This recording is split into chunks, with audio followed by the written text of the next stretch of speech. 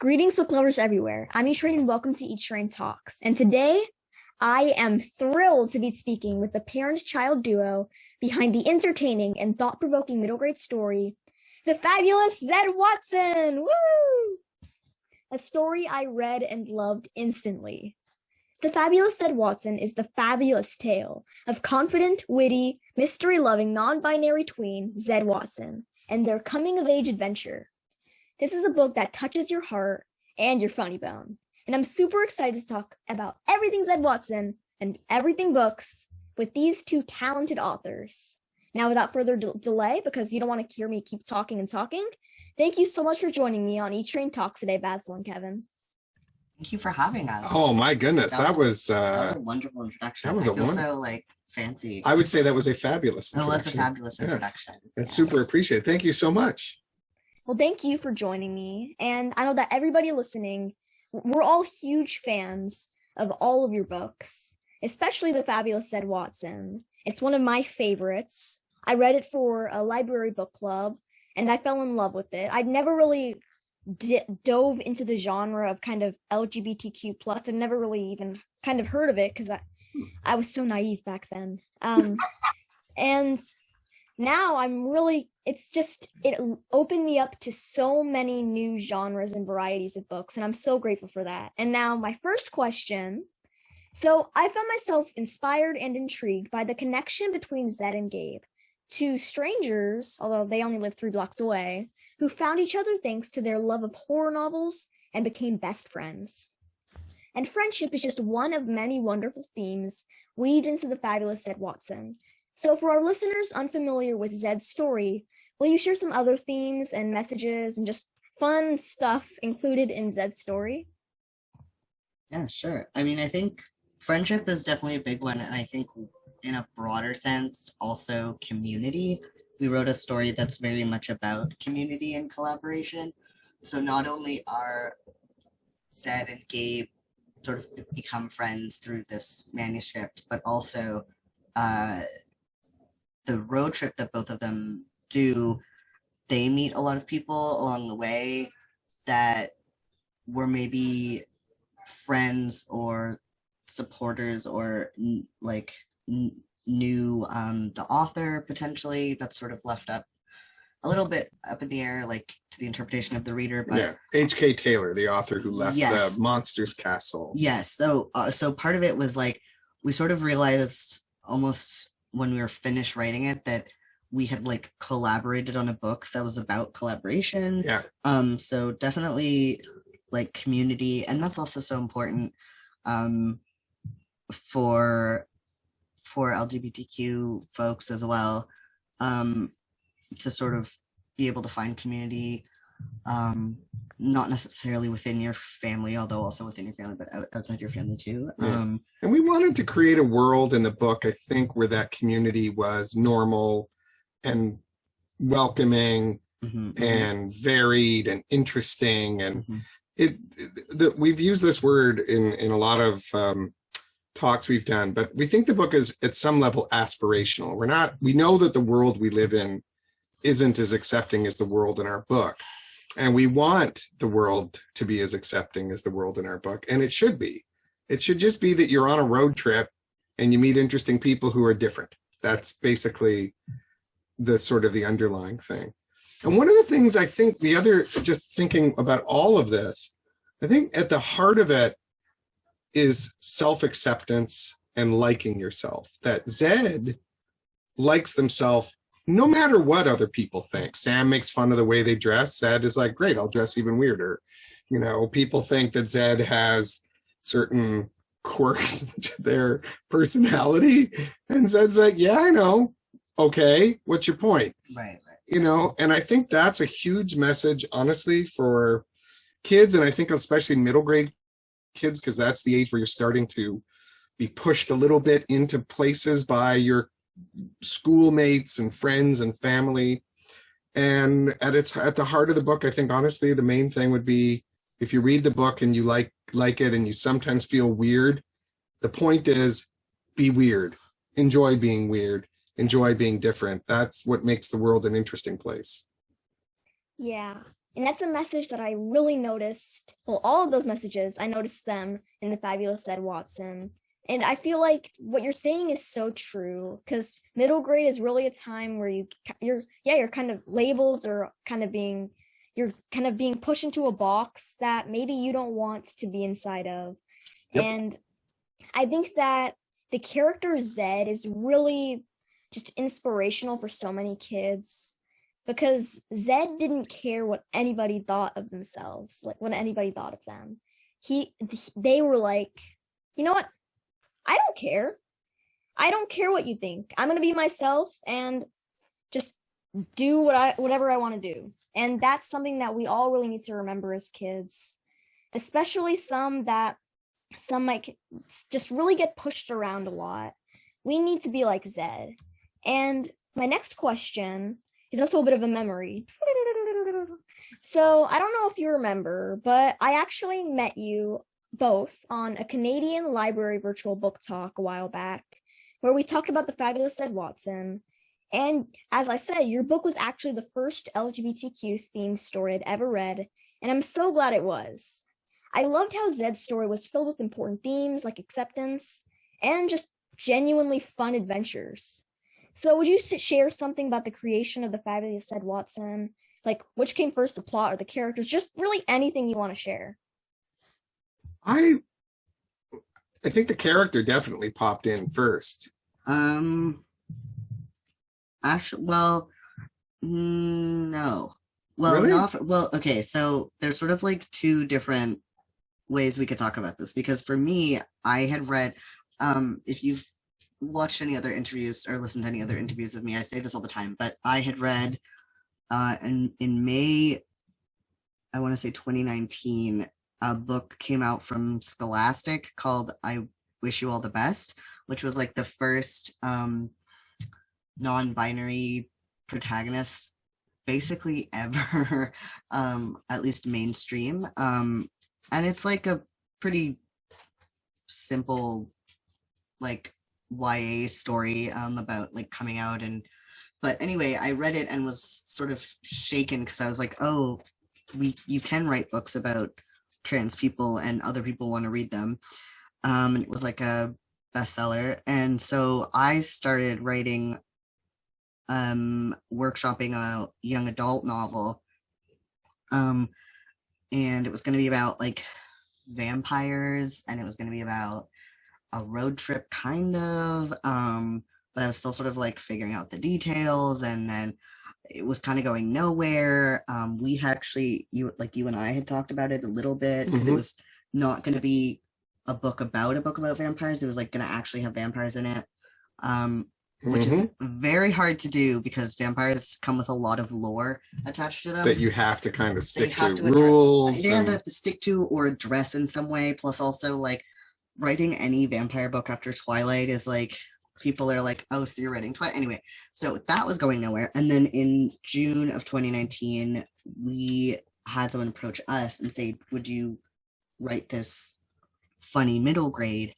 And something just like clicked, where I was like, oh my gosh, like I'm not trying to write a young adult. This should absolutely be middle grade. And then so I had sort of a little bit of the idea of like book about vampires ? Road trip ? But it was very, very vague. And then the first time we talked about working together on this specific book, we basically immediately came up with Zed. So Zed was sort of the first thing that happened with our project, but I had a few ideas percolating beforehand. And we knew what we wanted them to be like. We wanted Zed to be... Yeah, like basically immediately we were like... Yeah, squishy, fun, slightly pudgy, like, you know... They're going to be... Socks and sandals. They're going to be like weird but like very loud. And yeah. I actually had someone they're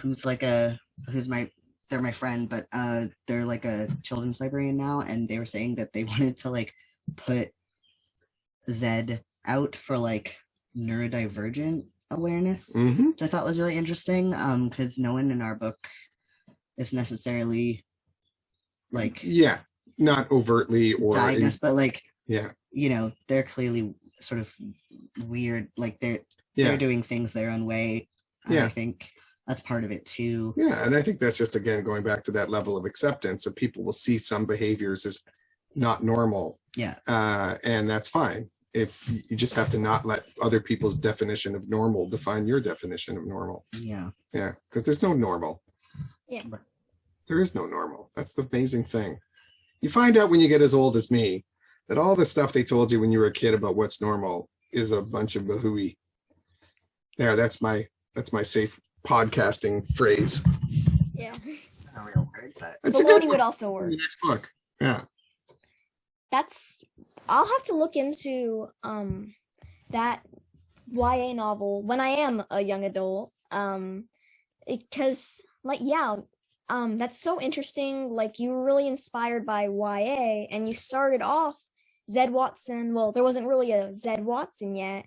It was gonna be YA, and then like the maybe making it a middle grade book really clicked. And I think like the combination of Kevin's silly, like he writes a lot of silly, very, very fun books, and also adding monsters and just having a non-binary tween. It's just really, it was like a perfect connection in a sense, and you really are a perfect duo, father and child. And it's just, yeah, I've got to say, yeah. Yeah, high five. And I don't have anybody to high five, so I'll high five. All right, we can make it louder. There we go. Yeah. There's our high five. Yeah. Through the screen. Through the screen. Yeah, through the screen. Oh, nice. There we go. Woo. And my next question, so it all ties back to the two best friends, the two protagonists, Zed and Gabe. So in the Fabulous Zed Watson, they both have a passion for horror novels and monsters, and they're kind of somewhat opposites. Like, Gabe loves flowers and that kind of stuff, but they're also really, it's kind of like the saying opposites attract. They're very similar in ways that they at first didn't even realize. And so would you share, like, I know that you already kind of touched on adding a bit of horror vampires to the story, like that was one of your first ideas, but how did you really go about just adding those aspects to a funny middle grade book? Because it just feels like, just wow, how do you do that? So I think you're very right that my co-writer here does silly and does funny. I do my best. And it's actually kind of interesting because when I was younger, I was like terrified of monsters. Like, I couldn't watch anything slightly scary. Like, that's true. I watched one of those. It was a Disney film, probably a the Disney Headless movie. Horseman one, I think. Oh yeah, there were lots. Anyway, and they used to like keep me up for weeks on end, and I had terrible problems sleeping. But then, I think the reason that there's so many monsters, or like there's a love of monsters in this book, is that, like, as a queer person, I really started to like understand monsters in a way. There's like, there's a lot of LGBTQ people who make horror. It's weirdly, or not weirdly, but that's sort of like a genre that a lot of us are drawn to. And I think, without getting super like in the weeds, technical, like theoretical or whatever, but like there is a sort of feeling of otherness in those movies and those stories that I think when you grow up feeling different and being treated like you're different, you kind of, you understand. Like, when I was in middle school, I think that's when I first started reading like sort of more horror novels, because I was deeply unhappy in middle school. I wasn't really like hitting my stride yet. And there's a lot of stuff that was going on that I didn't like really know about what was going on. Like, I sort of was like, well, I feel like I don't fit in, but I'm not really sure why.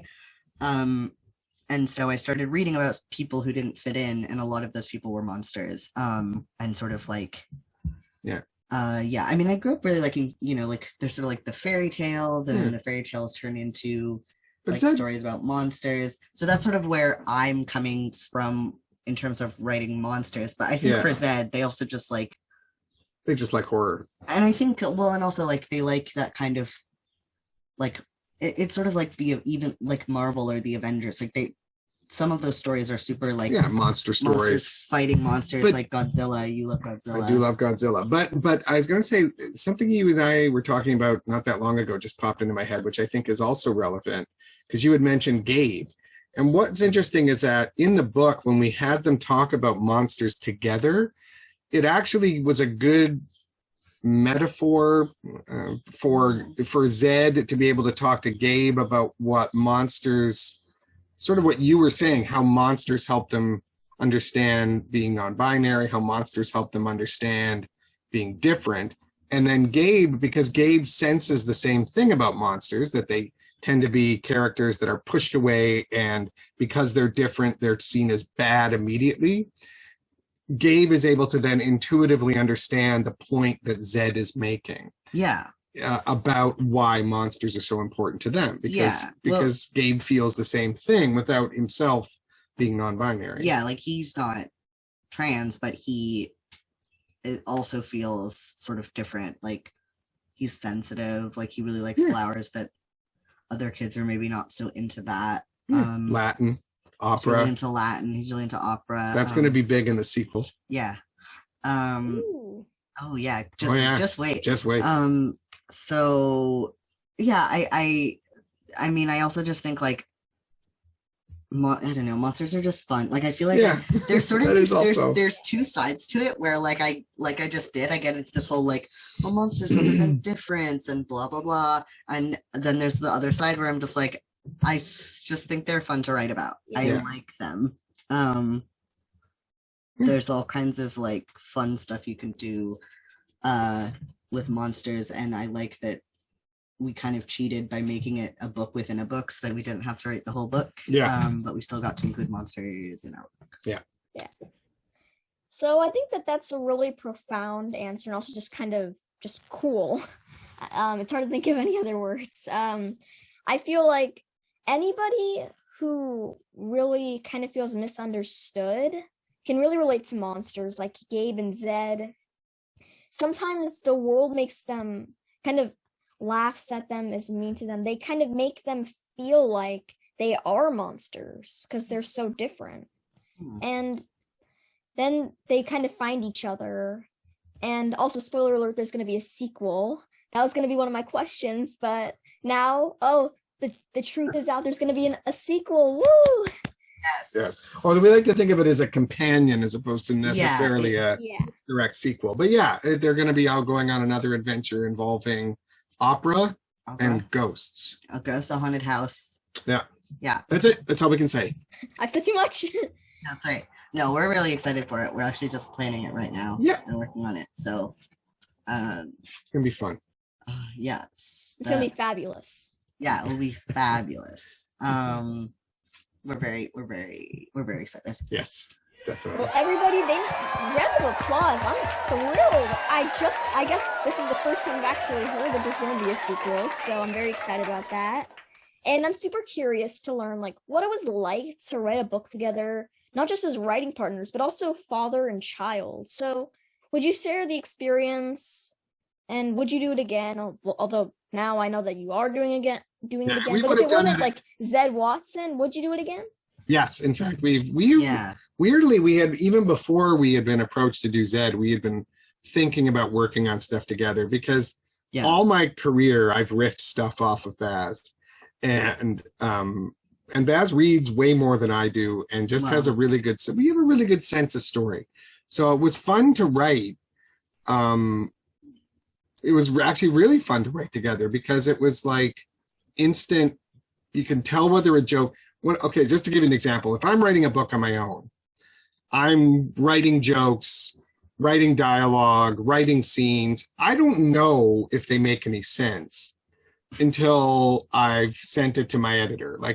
And that's after I've looked at it a few times, and I have some sense of what I'm doing. But to have that happen instantaneous was actually made the writing faster. You Yeah. weren't sitting there going, does this joke work? Right. What's that word for? Right. And then the other person would often go, well, let's work that out. And that happened with the plot. What if they went here next? With the new book we're working on now, we're like building a roadmap. It's not a road trip story, but it's, you know, we're building a roadmap or a blueprint for Yeah. the way the story needs to move. Yeah. And it's just really good to be able to do that and bounce those ideas off somebody right away. And reading out loud also. Yeah, reading out loud's good. I also like, you know, when you write by yourself, this is the other thing, like you're saying, like you write jokes by yourself and then you don't know if they land or whatever. What I love about working with someone else and with you, especially since we have sort of similar brains and whatever, is like, I think of something that's really good, or you think of something that's really good, and then like you get excited, and then the other person gets excited. Like you can kind of be like, "Oh man, that would be like," you know, we're working on, when we're working on the sequel right now, and we're sort of talking through, and we're like, "Oh man, like we're not being like, there's this issue we can't solve." Like talk through it, and then all of a sudden someone's like, "Wait, What if? yeah, what if we did this?" And then it's like, "Oh yeah, that would be so cool." And then you sort of start getting this like rapid fire, like, oh, and then this, and then this, and yeah, you know you're onto something if the trouble is being able to write it down fast enough. Yeah, we've had that a couple times where I'm like, "Oh, slow down, I'm taking notes." Yeah. Which is super fun. I think, there's the sort of like writing by yourself where you think something's really great and then it turns out it isn't, but there's also writing by yourself and being like, this is silly, like, is this even anything? But then if you're writing with someone else, they can immediately be like, this sounds so fun. I wonder if it's like, just because the next book is about music, I wonder if it's a little bit about the difference between collaboration, like bands, like you think of the Beatles. Lennon and McCartney together were greater than Lennon or McCartney apart. Like they just were. And so something about the energy of them working on music together led them to create it, almost in some ways, and I'll be frank, in some ways it also tones down the other person's worst tendencies. My bad jokes, Baz is like, nope, that was not funny. It is not going in this book. Whereas I'm like, okay, but here, let me get super theoretical for a second. And you're like, no. Boring. No one cares English major. And I'm like, you're so right. We're writing middle grade. We're not writing a PhD dissertation. So that's good too, because, and that creates, then it keeps you on a straighter path a little more directly. Yeah. It was a lot of fun. It's a lot of fun. And I'm enjoying what we're doing now. Honestly, like I just, earlier we were talking about how I've been on a trip and I got home and I was like, yes. Let's so get a sit to down. Work. Yeah. So I'm trying to wrap up this one other book in my Hockey Super 6 series that I'm doing. They all die at the end. It's the 6th book. So they do. And so I'm trying to get that done so that we can just jump right into it again. Yeah. And I've been doing drawings. The weird thing is I do drawings. So almost every book I've ever done has illustrations. Right. And as we were writing, the other thing that we did was I would do the drawings as we were going through the book. So I think we actually handed in like a fully finished manuscript with illustrations. Yeah, we basically we finished the illustrations at the same time that we finished the manuscript, which is not usual for you. But if someone else is typing, and also we got a lot of like, you would be like, here's this character design, and I was like, actually, no, doesn't work. But yeah, go back again. That's the other thing too, is that when you have two people working on one book, it doesn't always, but it can sort of have the workload. Although, and that's the other thing, is you had way more to do because you're writing half the book roughly and doing all the illustrations. Yeah, but the illustrations are stuff we worked on together too. No, I know, but I just mean like, so it's good when I'm working on something, like I'm doing the typing and then you're doing the drawing. It manages to, it can speed it up a lot. So yeah, it was a lot of fun. Yeah. And then we'd sit down and write the chapters separately, then sit down and read them out loud. Yeah. So that the other person could go, okay, what if, let's remember that for a chapter that I'm writing for later in the journey or whatever. Let's remember that point, stuff like that. It was really good. Yeah. Amazing. Do group projects at school. Yeah, it sounds like a lot of fun. And as a ginormous Beatles fan, I've got to say John Lennon and Paul McCartney, they sound so much better together than apart. And also, spoiler alert, everybody, don't read Hockey Super Sick, the sixth book, because everybody dies. It's gonna be they're gonna add like so much horror to a silly story, and don't read it. I'm kidding. It's a sad ending to the series. Tragic. Yeah, everybody dies, like in every book. You're a big Beatles. And I want to know what your favorite Beatles album is. I'm not. Well, as a kid, I don't know like albums and stuff. I like the White Album. Yeah, the White Album. But like my favorite song is probably. God, this is tough. I'm glad this is about the Beatles, not about books. Because yeah. There's a finite number of Beatles songs. Yeah, the answer is Revolver, by the way. Best album. Yeah, That's my favorite. that one's good. It was Rubber Soul when I was younger, and then the Rubber more I Soul's listened to them, yeah. Revolver is, I think, their best album. My favorite album is probably, actually, it was recently. It's been Help. It's a great album. That's a good album. Yeah. I think Norwegian. my favorite song is Help, and I'm getting into more upbeat like 70s, 80s kind of music. I don't like popular music now. It's just too much cussing. And Fair. Listen to Carly Rae Jepsen. She's great. Yeah, we love Carly. Yeah, we did a shout out to her. yeah, Yep. Call Me Maybe is really great. Listen to a ton of like 70s and 80s when we were writing too. That's true. We Yeah, love disco. There's a disco Sylvester, disco artist named Sylvester. No relation, sadly. He No. was so cool. But... Super talented. Anyway, we've driven off the road. Yeah, sorry. Yeah. As Well, a- the The soundtrack is good for this road As trip, a but the good- map is getting a as little good all over the place. conversation should. Sorry. Yeah. So speaking of road trips, this is also kind of an additional question since we're on the topic of music. What would be your road trip soundtrack? Oh, Carly Rae Jepsen, I mean, I think Arcade Fire, a lot of Metric. it is, a lot of it is in the book. Like they're listening to a lot of songs that we like. Yeah. I actually just went on a brief road trip. It was only a few hours, but we listened to a lot of like 80s. There was a lot of Human Lead. There was a lot of New Wave, a lot of Talking Heads. New Order. New Order. I'm partial to Joni Mitchell personally. You don't really like big Joni Mitchell. Mitchell fan, but Oh. I'm wrong. But I've been listening to a lot of Rufus Wainwright recently, so I inflicted that on like we're listening to like all these like 80s dance tunes, like fully like synth beat everything, and then I'm like, let's put on some Rufus Wainwright. He's like a singer-songwriter.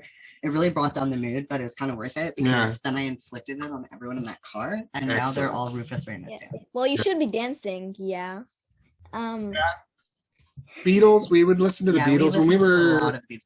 and we like really weird music too. I had I have a Yes. friend who used to make these mix CDs This for is also us. sort of where Zed, a lot of the Zed, like this is I think part of where Zed comes from is Yeah. when I was growing up and when I was a kid, we had a bunch of mixtapes that were Weird. just like the weirdest, worst music you could imagine. Yeah. My friend Lee Roosevelt was used to do weird music on CBC radio. Yeah. And so he would make tapes for us called Evil Genius Jukebox. Evil Genius Jukebox. And it just The had like Shags. there was the Shag. They're just like no one can sing, no one can play guitar, no one can write a song. but Sometimes they're yodeling. Sometimes they're yodeling. Sometimes they're like old women doing disco classics. Yeah. And we listened to a lot of that. And I think that's what I picture. That's as our Zed. road trip vibe, That's actually. our road trip vibe. And I think that's also Zed's vibe. Like I feel Yes. like Zed would that's have.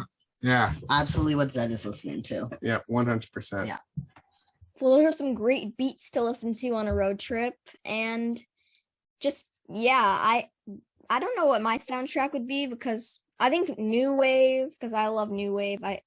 I think some disco and also just add some of the Beatles in there, like more of their upbeat songs. I don't really like their sad songs. Like I feel like the end of the Abbey Road album, it just it's too sad for me. And there's even a song called The End that just hurts. Yeah. So, my next question. So, I know that you're both big supporters of the I Read Canadian group and just reading Canadian. And of course, you live in Canada. And so, something that surprised me about the Fabulous Zed Watson was that Zed's road trip actually took place in the US. So, why'd you decide to have Zed and Gabe travel through the USA?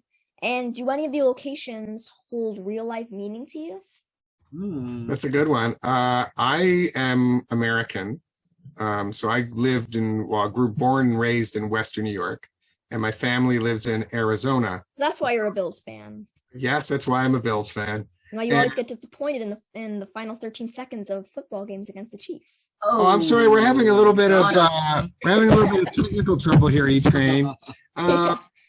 Yeah. So, but that's where I grew up, and my family lives in a lot of the places that we talk about. So the place where they get the jackalope is actually Wall Drug, which was this place we used to pass on road trips. Drug, but it's based on Wall Drug, and it's this place that we used to stop at on road trips when I was a kid. And I have family that lives in Arizona now, and Arizona pops up in the book. And I don't want to give anything away, but like different places along the way, when we started mapping where we wanted them to end up, we just started looking for the sorts of places that the clues would make sense. Mm-hmm. That we could then leave. So it was almost like we reverse engineered some of those places. But then the more we researched them, the more we were like, I want to go on this road trip. And honestly, if the pandemic hadn't hit, we were going to go on the road trip. We were going to rent a car and just go do the road trip and see what it was like. Yeah. And also sort of Arizona, like where Sam is driving to, that's sort of like Southwest US. I know of because I was really big into the X-Files when I was in high school, and that's where the well, it's not actually X-Files related, but like aliens and like Roswell, New Mexico, and there's like this sort of conspiracy theory around the UFO crash there, which props up a lot in like various UFO alien type stories. So that's in the Southwest US. So that was also kind of like, it's not directly monster related, but it's sort of adjacent. So I feel like that place like shows up in my imagination a lot. Yeah. Well, that's really cool that all the places are actually real. And while they seem obscure, they also have real meaning. And overtime, coin toss. So I'm sorry. I was rooting for the Bills in that game. I just like making fun of football teams that aren't the Seahawks. Because the Seahawks are not doing great. They won a Super Bowl and the Bills haven't. So there you have it. Yeah. You've been to more. So what did you enjoy most about writing The Fabulous Zed Watson? Finishing it. Finishing it because honestly, I sound like I'm being facetious, but it felt like such a proud moment. See, I hated finishing it because then we immediately decided to celebrate by going to we went to the last Star Wars. The Rise of Skywalker. That was like our big celebration, and we both hated that movie. Yeah, and you have to realize that I grew up, well, we all did, but I mean, I grew up. Yeah. There's Boba Fett. Wait, I'll show you. Oh, you can't see it. Now, I just raised a thing of Boba Fett. Oh my God. Down at my feet, I have an at. But you're wearing a Star Trek shirt. I love Star Trek too. I love Star Trek. You love Star Trek. Well, Miners is sort of based on a Star Trek episode. My book Miners is based on a Star Trek episode called Devil in the Dark. And my next question is, if you were to choose any other profession besides writing or illustrating, what would it be? You've already lived that. I had another job. I was a sportscaster for a long time. I heard about that. Yeah, used to travel around the world, went to the Olympics a bunch of times. It was a great job. And I love interviewing people. So I used to host, I still sometimes do, but it's been a bit, but I would host on CBC Radio up here, Canadian Broadcasting Corporation. And I would interview people, and that was amazing. I got to meet people who made me smarter, Stephen Fry, Chimamanda Ngozi Adichie, writers whose books I still think about almost every day. So I love that job. And so I would like to do that. I still do it. But if I had like a dream job, I would probably want to be involved in baseball somehow. I'd be a baseball player. Oh yeah. I'd be a catcher. I'd be a baseball catcher. I always wanted to be a catcher in baseball. They made me a right fielder. Say the word catcher one more time. Catcher. Okay. There. What about you? What baseball position is your dream? What's my baseball position? outfield, so I don't have to do anything. Fair. Clearly weren't watching the Twins White Sox games earlier today. I was not. I You know was. what? You guessed correctly. I was not watching. I raised you to be a baseball I was fan. not watching. No, We I'm go not. to baseball games. I do. I went to a baseball game in BC. Did you really? Oh, that's right. Yeah, that was amazing. Yeah, A drag baseball drag game. baseball. But anyway, I would be a graphic designer. I feel like that would be so fun. You could just do drawings for your job, but not like I wonder who does that. yeah. Yeah, it would be fun, but it would be neat to be more technically inclined like that. That's so. the thing. Like, it's not just drawing. It's like Yeah, it's like computer stuff and things. yeah, exactly. Vectors. More There's complicated. Design. Things. That's what I want to do for my job. Is the computer stuff and things. That would be. I would imagine that on your business card. That would be so that would be good. such a- That would be. I agree. Basil Sylvester does computer stuff and things. Things. Yeah. Yeah. And that, I should have thought more about what I should have said. Computer stuff and things. That should be a profession. I'm a computer stuff and things person. I know. Emporium. It would have to you'd have your own storefront. It would be Emporium, like computer stuff and things. Emporium. I guess. Be great. Offer. Do you do computer stuff? Yes, and things. And Oh, I have both needs in my life. yeah. I am here for you. I am your person. And things. My God, it's everything I'd hoped for and more.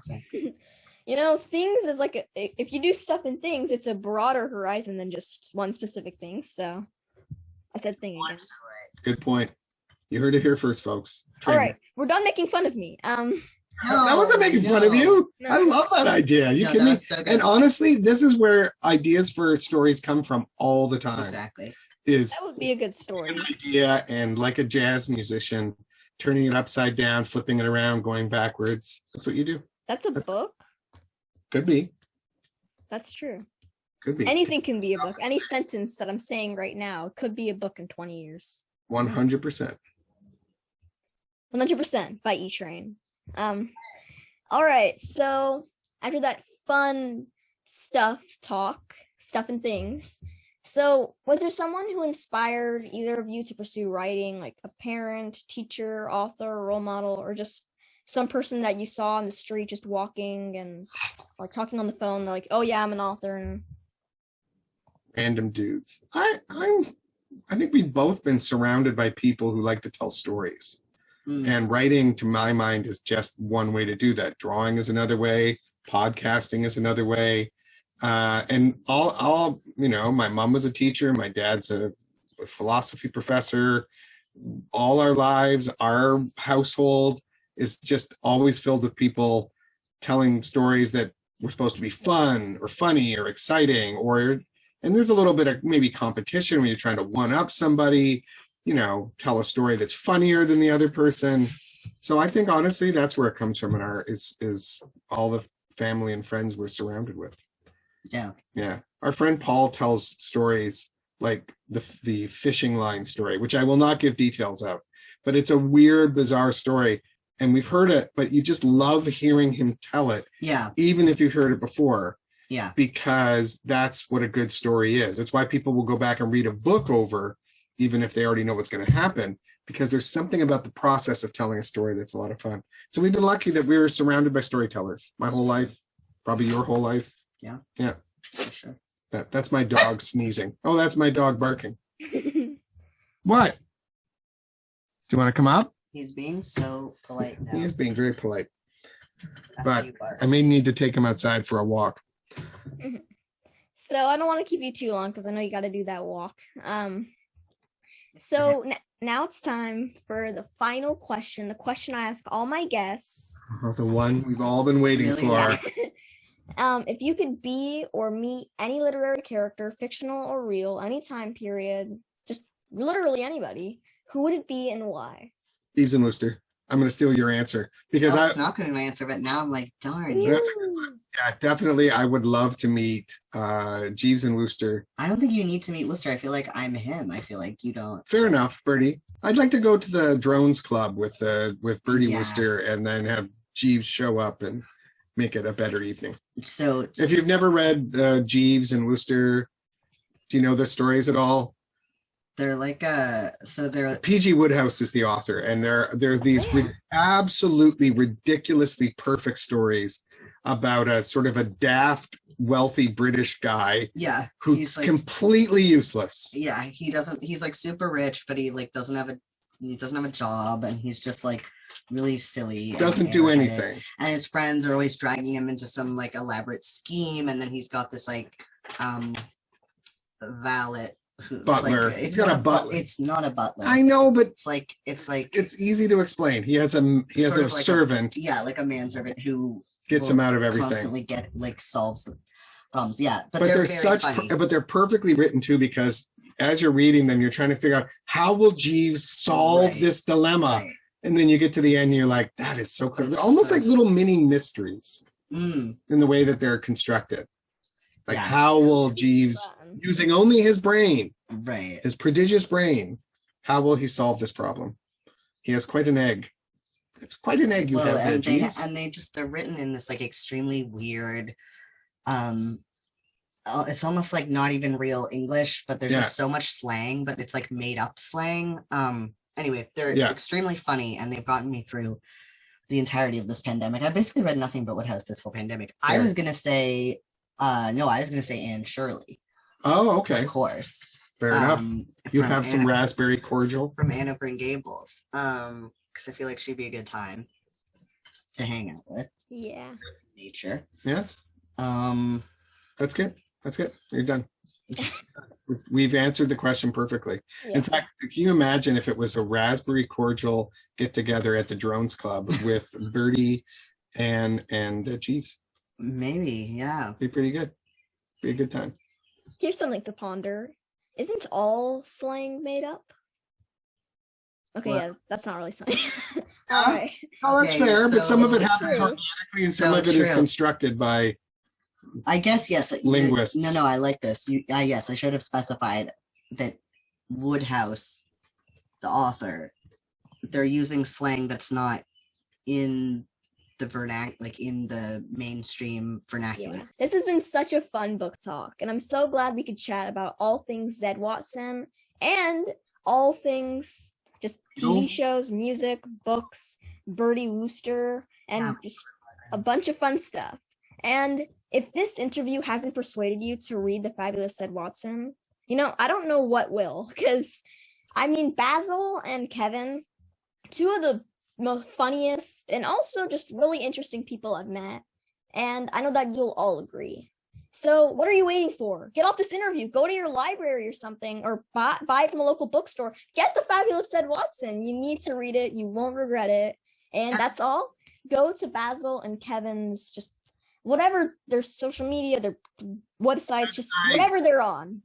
Yeah, look for me. I'm everywhere. Kevin Sylvester I'm books. Really you can email me. You can email Baz, or I pass stuff on to Baz if it's a letter or something. So yeah, we're everywhere. E-Train, you rock. That was so much fun. That was awesome. Thank you, and you guys rock as well. Kevin is everywhere, all at once. Is that what the movie's called? Oh yeah, that's such a good movie. Everywhere, Everything, All at Once. Is that what it's called? That's a good movie. That's you. You're all over the internet. I am all over the internet. Yes. And that's all, everybody. Stay safe. Keep reading, and just find time in your day to read The Fabulous Zed Watson. I know that a lot of you have a big TBR stack, but Zed Watson should be at the top of it. The first book you read right when you get back from your local bookstore. Yeah. And just have a great day, everybody. Bye. Bye.